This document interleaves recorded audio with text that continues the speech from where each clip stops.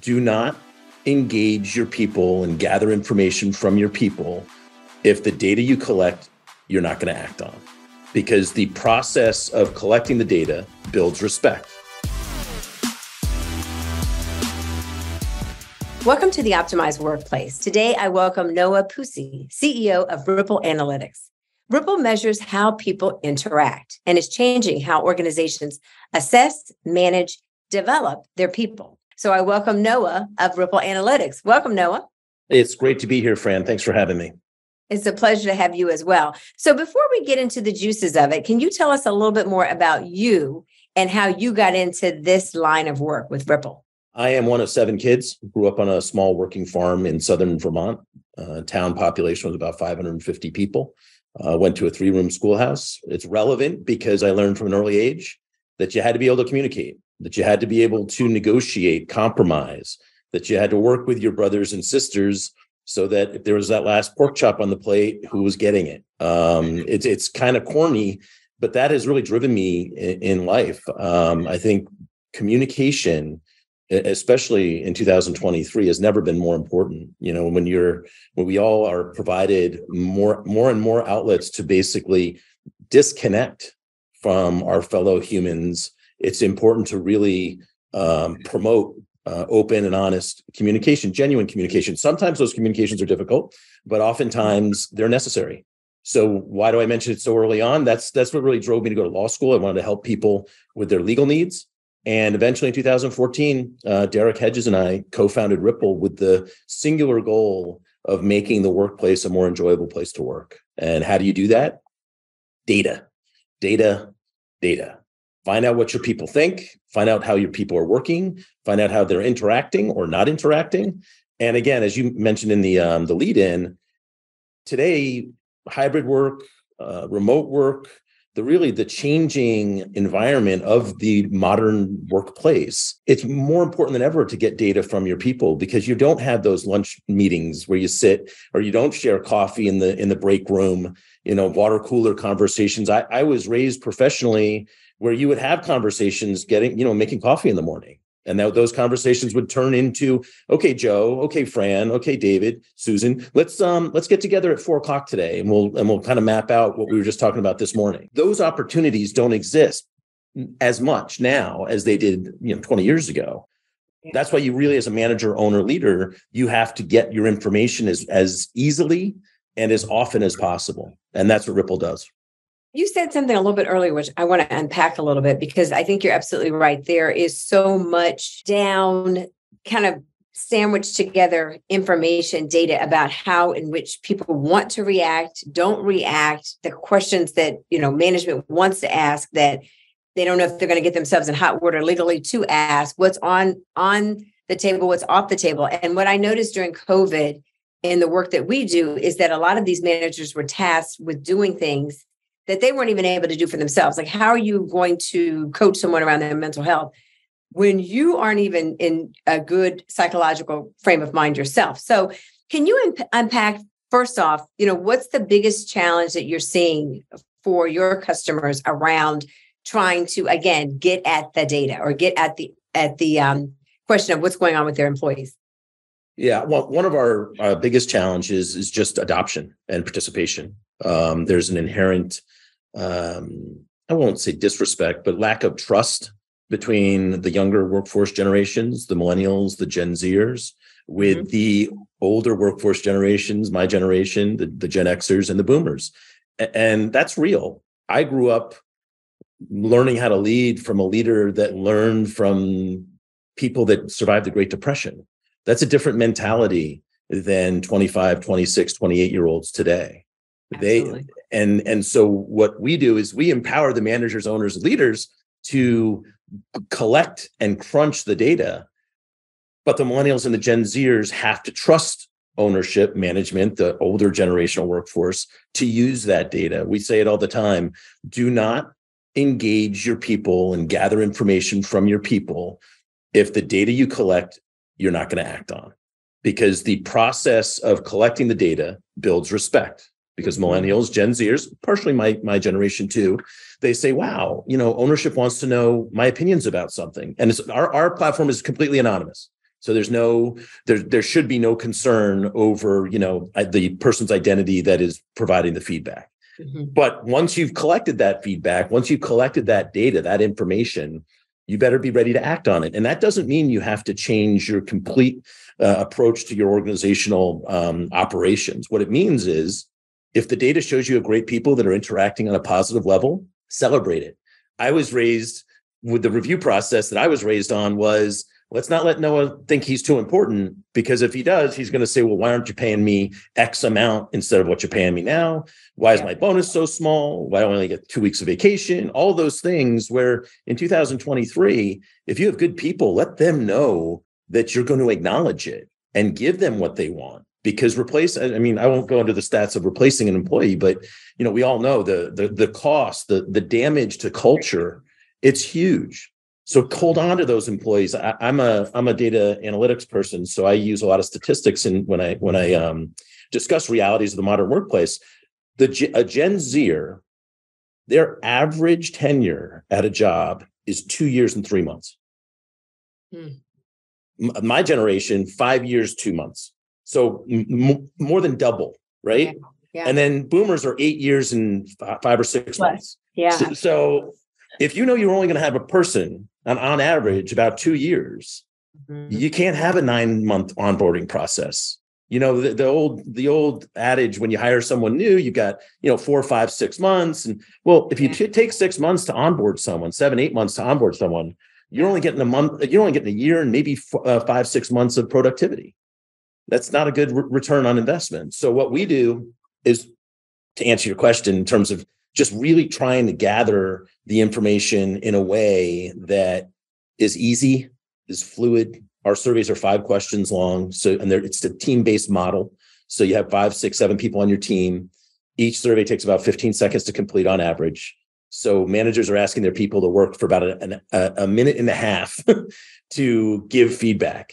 So, what we want is for employees to trust the process, and for the owners and the leaders to understand that once they have enough statistically relevant data, they better act on it, good or bad. So acknowledge the success and work at curing the weak spots. Yeah, I totally agree with you. I think that what I've seen a lot is that people will survey and they'll do nothing with it, or they won't survey in the first place because they're afraid to find out what is going on. And I think that, I was talking to a customer yesterday that I'm certainly I'm hopeful 30 years in this space that COVID has taught us one thing, is that, the game is totally new table, totally new game.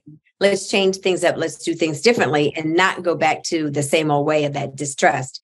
So I'm a little bit curious about the name Ripple. Can you tell us a little bit more about how you came at that name? And with that sandwiched in, what do you find the biggest ripple behind, besides trust in organizations today? So the Ripple, we worked with an IELTS psychologist back when we founded Ripple. And we really did what you should do when you form a company. You do searches to find out that there's not another company in your space by the same name. We had a couple cool names. I think there were a couple Latin names, a couple Hawaiian names of Ripple. But we're like, you know what? Let's not overdo it. Let's just use the name. We loved it, and our scoring system is called your Ripple Effect Score. And what that means is everything you do during the course of your day that involves other people has an impact, has an effect on those people. If you're happy, if you're positive, if you have an open door policy, if you're, hey, Fran, did that thing work out a couple of weeks ago? I know you had some issues with, and I had the guy that I introduced you to, and you say, oh yeah, thanks so much. That's a positive ripple effect. That's a positive impact that we have both had on each other. So when the opportunity comes up 2 weeks down the road and I helped you and someone needs your help, you're going to remember that. It's just so commonsensical that if you're nicer in the workplace, people are going to be nicer back to their coworkers. And hey, how about that? Everyone doesn't hate going to work anymore. And when that work, we've talked about it, the hybrid model, when you're seeing people 50%, maybe even more, less time. So you're going into the office 2 days of the 5-day work week. Those opportunities are even more important because I'm only going to see you maybe 2-3 times during that week versus 5, 6, 7 times. So if I have a negative impact on you, those 2 times I see you during the week, that's going to also negatively affect your perceptions, your reactions. And so the ripple effect is real. It can be a very beneficial experience and it can be a toxic experience. When someone's scoring, when we look at scores and we talk to a leader, a manager, an owner, and we say, because I don't know the personalities. I don't work with these people, but David's a problem. Yeah, we've had problems with David. Okay, because the people on his team have given him pretty low scores. And by the way, there's a self-scoring component. So once a year, the user will answer all the questions his or her colleagues are answering about them, about themselves. And that's important because what we do is we marry up those two data points, so your self-survey information and your colleague survey information. And the closer those numbers are together, the more self-aware you are as a person. That's a lot of heady stuff, but I'll boil it down to one ROI. If you have self-aware people, they're happier, they're more productive, they're more profitable, and they stick around. The retention rates for self-aware people are higher. So if that doesn't create interest in terms of using data to drive self-awareness, engagement, et cetera, I'm not sure what will. Yeah, that kind of leads to my next question. I was curious. So what? Right. So people do surveys, they do these assessments. Okay. So I'm very self-aware. I've got great emotional intelligence. I've got a great emotional quotient. Okay. So what? How do you help customers once they know where their folks are? Let's say all their folks suck. They're in really bad shape.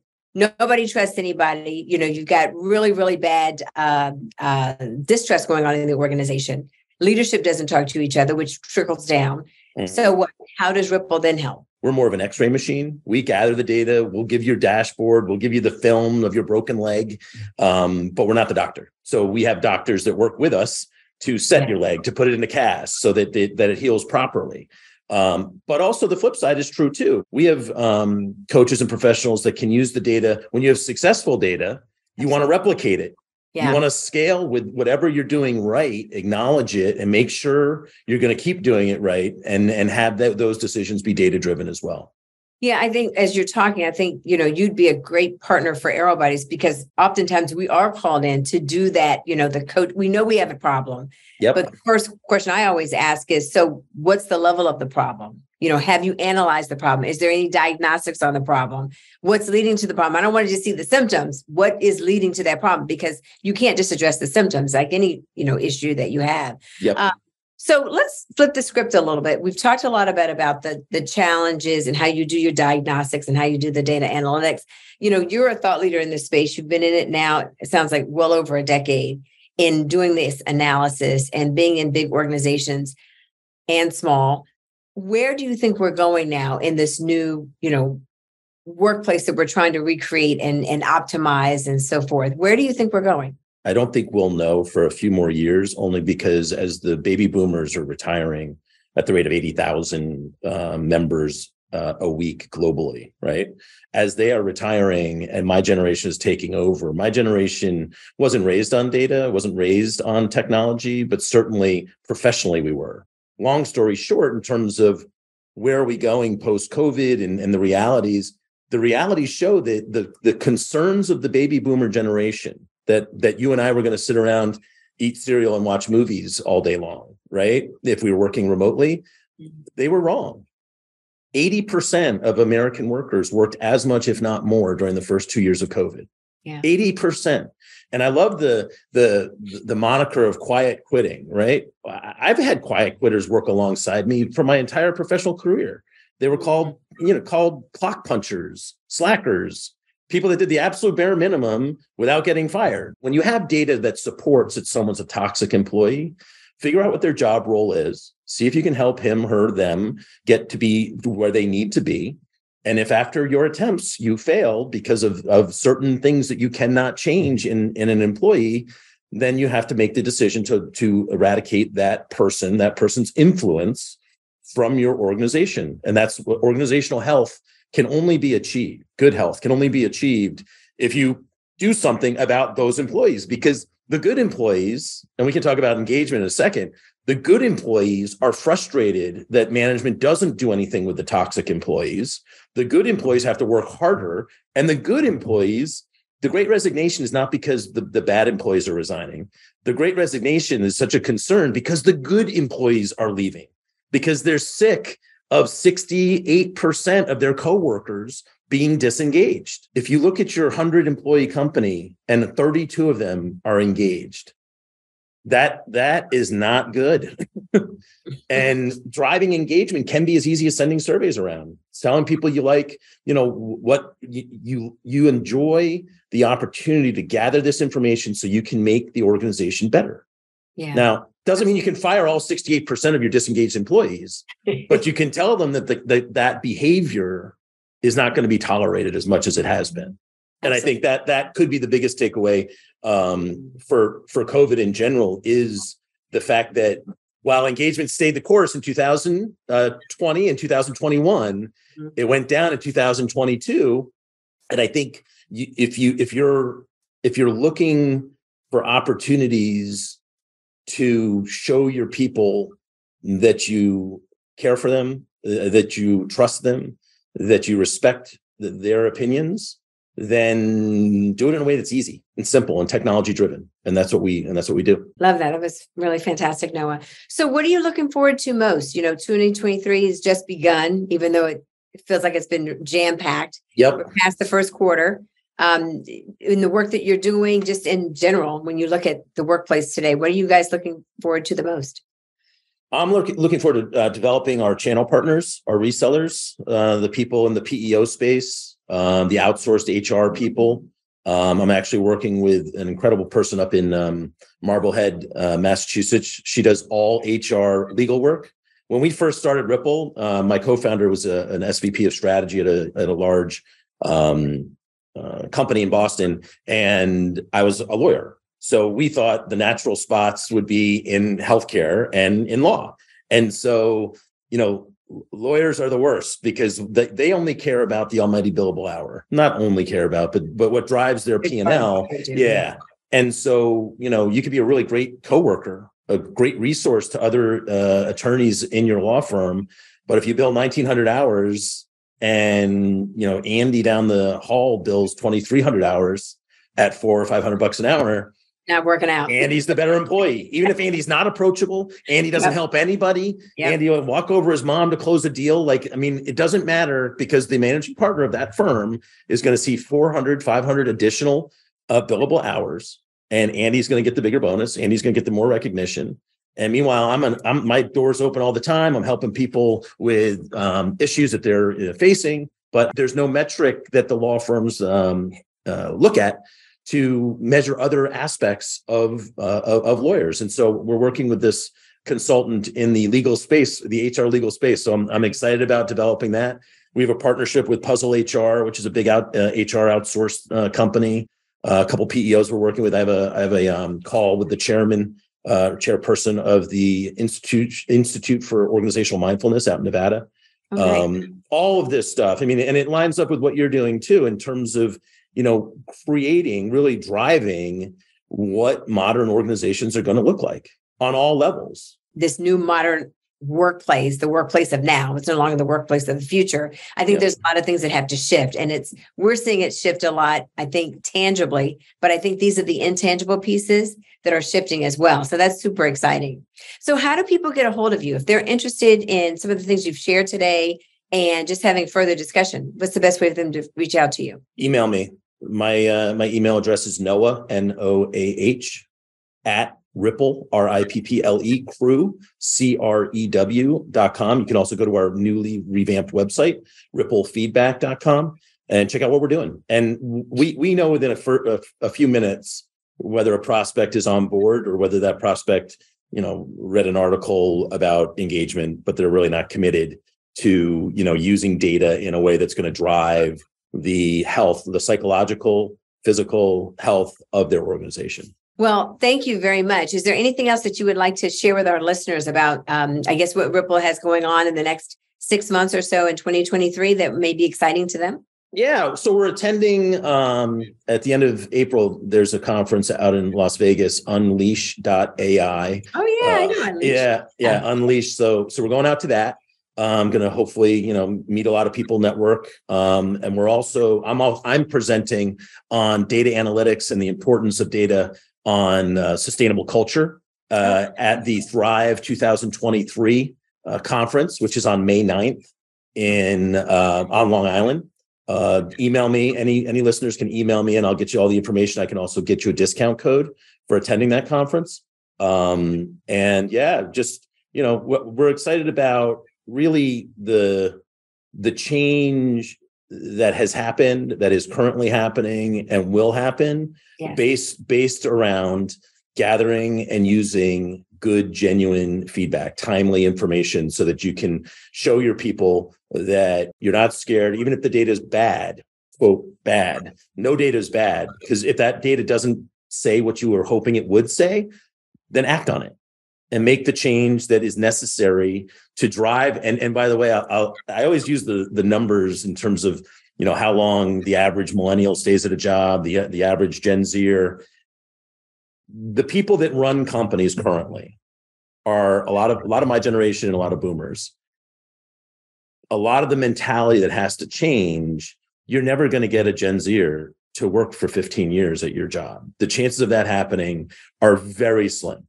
So why are you focusing on just retention? You should be also looking at productivity. And if you can take that 2-year, 3-month average for a Gen Zer and increase it by 25%, get them to the 3-year mark. Yep. That's an accomplishment. If you're trying to make a generation that the average tenure is 2 years and 3 months to be 15-year employees, you're just pushing that rock up the hill, and it's never going to happen. And so I think to add to that, there are other drivers that could still add to your profitability. Maybe 100%. They refer other people into your organization. Maybe they move into a different area of your organization. Maybe they're on the innovation. I mean, there's so many other things you can do besides having people stay long-term in your organization, which may turn into quiet quitting. 100%. And so all of these, I mean, it seems like we're more fascinated with titles, the quiet quitting, the great resignation. We'll get underneath, dive into why that is happening. We pitched to a large multinational cosmetics company. If I use the name, everyone would know the name. 70,000 employees worldwide, about 30,000 domestically. And they hired Bain Consulting. They spent millions of dollars to gauge and measure the culture of the company. And really what it boiled down to, I met with the head of domestic operations a few times, really, really great guy. Bain asked the following question: would you refer a friend or family member come work at this company? Because if it's 60, 70, 80%, then chances are you're doing something right. Because as an employee, I want those people that are closest in my life to experience what I'm experiencing, right? Absolutely. So the executives, the leaders, they filled out the same survey. How many, what percentage of employees do you think would refer a friend? So the numbers for the leadership came in at 82%. So the leaders thought 82% of their people would refer a friend or friend. Okay. The employees, the number was 23%.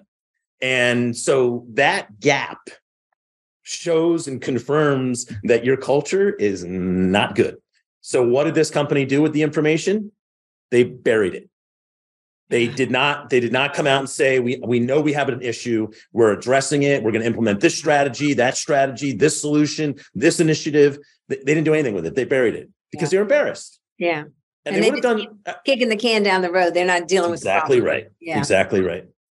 Oh, wow. So, yeah, wow. I mean, that's fascinating. That is fascinating. It's fascinating, disturbing, concerning. But if you know something about your organization that can be based on more objective information, then your people are going to respect it more. 30 years ago, my boss did this, so this is what we're going to do. And, well, okay. As soon as, and one last thing in terms of the annual review and, disruption is difficult. Change is difficult. A lot of companies stand by their review system because they've always done it that way. Well, in an early prospect call, I will ask, so what do you do currently to assess, develop, manage your people? And they say annual review. They'll say 360. Oh, we do reviews every 6 months. We're super dynamic because we do it 6 months instead of 12 months. All those things. And I say, well, why? Because if you have any process, any operation within a company, and you can't answer the why, you do it because you've always done it. That's not a why. That's a cop out. Your phrase, kicking the can down the road, right? If it's effective, our people love it. They tell us all the time. They love the once a year sit down or okay, fine. So we don't need to talk then because your people enjoy the process of being assessed and being reviewed. But that hardly ever happens. Right. Usually what I'll have is, I'm not really sure what we're doing. And well, we do this one thing, but sometimes managers do their own thing. And suddenly you don't have consistency. And that's a problem because your people want to be led. Leaders lead, I mean, it sounds idiomatic, but you have to have a differentiator in terms of what you're doing. Absolutely. And it's interesting when the data comes in to meet with the leaders of a company and see what they do with it. We've had a couple companies that, well, I don't know, your algorithms are wrong. There's no way Noah's this or David's that or Susan's this or Nancy's that. Wow. Yeah. And it's like, okay, well, I don't know any of those people because I don't work with them, but nobody likes this person. Everyone thinks this person is a problem. So they would ignore the data. They want to, oh, wow. They dumped it. They did what this cosmetic company did. They didn't like the results. So they didn't use it. So that's, I think the changing of the generational attitude toward leadership is going to be huge. And that's ongoing. It's happening right now. It's been happening for several years, but it's really, I think the boomers make up about 5% of the domestic employees in the country. So you got a ways to go. Yeah. But I think that's a great note to end on, the change of the generational leadership. Yep. That's what's going to make all the difference. This has been a fascinating conversation, Noah. I'm looking forward to hearing more and certainly seeing where Ripple goes, because I think you can make a ripple effect across the country if folks allow you in. So thank you for being with us today. Thanks for having me. And thank you for our listeners. Again, remember, this is the Optimized Workplace. It's many monumental moments that make the biggest shift in your organization. I'm Fran Dean Bishop. It's a pleasure to be with you. And thank you so much.